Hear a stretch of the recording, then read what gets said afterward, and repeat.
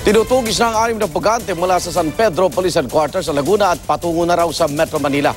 Dibisikan na ang 2 pulis na nakatulog habang naka-duty. Saksi si Ian Cruz.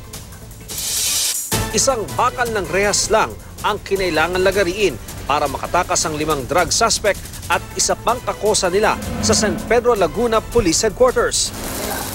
Winelding na ang nalagaring rehas at patitibayin ng iba pa dahil mahina raw, pero hinahanap pa ang mga nakatakas. 2 ang nakuhanan ng CCTV na sakay ng tricycle malapit sa simbahan ng San Pedro patungo sa direksyon ng Binyan.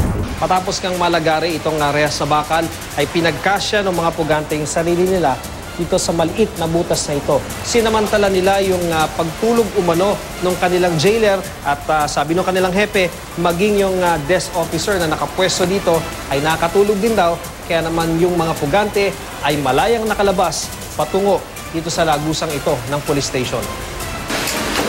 Restricted at iniimbestigahan na ang jailer na si PO2 Jovencio Piodo at duty desk officer na si PO3 Chrisman Manabat at ang kanilang hepe tanggap na raw kung masibak siya. Definitely yung jail officer will take much of the brunt here. No?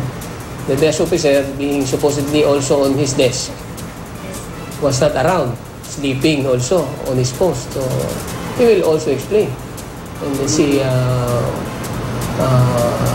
what are the administrative charges that they have to face. Isa sa 53 na iwang detainee ang nagsabi sa mga pulis sa posibleng pagtaguan ng mga tumakas. Meron tayong nakausap na isang detainee na overhear niya na meron ng pinaplano at in case makatakas sila, pupunta sila ng Metro Manila. Binigyan ng San Pedro Police ng 24 oras para mahanap ang mga pugante. Ako si Ian Cruz, ang inyong saksi.